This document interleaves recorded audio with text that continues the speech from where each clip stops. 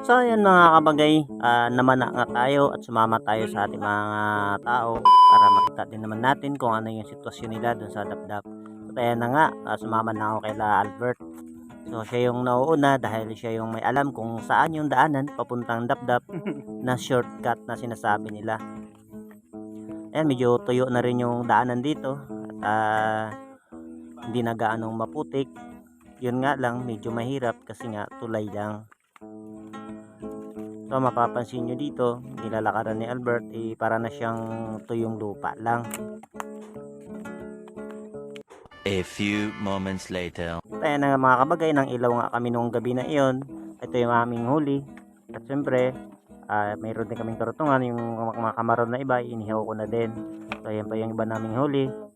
So niluto na ni Albert yung aming huling isda muna nung unang gabi.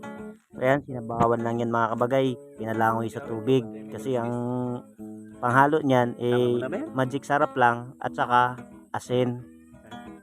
So wala nang iba kaming hinalo dyan dahil malayo kami sa tindahan, nasa isla nga kami. So kaya ganun lang, para lang siyang nilaga na may asin at may magic sarap. So yun na nga, habang naghihintay kami ng iluluto ni Albert, kwento-kwentuhan ng konti at inihaw ko na rin yung aking karatungan na nahuli.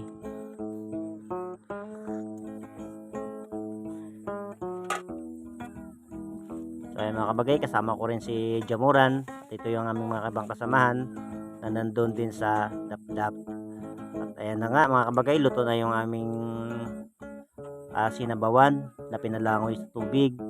Ayan, may kanin din kami. Nakikain na rin ako sa kanila, nakihalubilo na rin ako para maranasan ko din kung ano yung nararanasan nila doon sa Dapdap.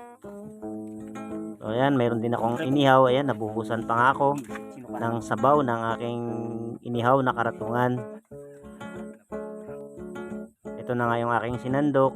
Meron kaming baga-baga na tinatawag nila. At tumbok-tumbukan daw ang tawag sa ibang isda na nandoon. Kaya na mga kabagay, kumakain na kami. Tinutukan ko na ng kamera yung iba. At si Albert ay yung ulam niya. So masarap ang pagkain namin mga kabagay, lalo na kapag nasa dagat ka sa mga ganyang picnic. Masarap yung pagkain. Tomorrow. So ayan mga kabagay, dahil doon nga nila ako pinatulog, na binigyan din nila ako ng kulambo. At pagising ko sa umaga, ayan, sila lang lahat ay gising na pala. So ako medyo tinanghali na ako ng gising. So ayan mga kabagay, pinag-prepare na rin nila tayo ng kape. May kape na rin pala silang nakahanda. So pumunta ako doon sa isang bahay kasi doon yung kape namin. So nung makita ko yung kape pala ay nasa baso lang din. So nakikape na rin ako. Ito. Kaya ayan, nilagyan natin ng tubig yung ating baso para magkape. So maganda lang dito sa kanila mga kabagay, kapag walang kang kape, kapag walang kape yung isa, yan, share sila. May magdala ng asukal, may magdala ng kape. Kumbaga bigayan lang. So nakaka-proud yung ganyang klaseng mga ugali, mga sinaunang panahon pa na talagang hindi yung kanya-kanya. Kapag wala yung isa, walang-wala yung isa, may mag-aabot na iba. So maraming salamat sa nagpakape, lalo na dito kay Albert kasi siya yung laging nagluluto, nagpe-prepare ng mga kape. So masipag yan si Albert pagdating sa mga ganyan. So ayan na nga, nanuhalog na natin mga kabagay para makapagkape na rin tayo kasi sisisid pa nga tayo para mamana. So, yun na lang yung choice natin para mayroon tayong madalang pang ulam pag uwi sa bahay. So ito na nga yung aking kape, talagang black na black.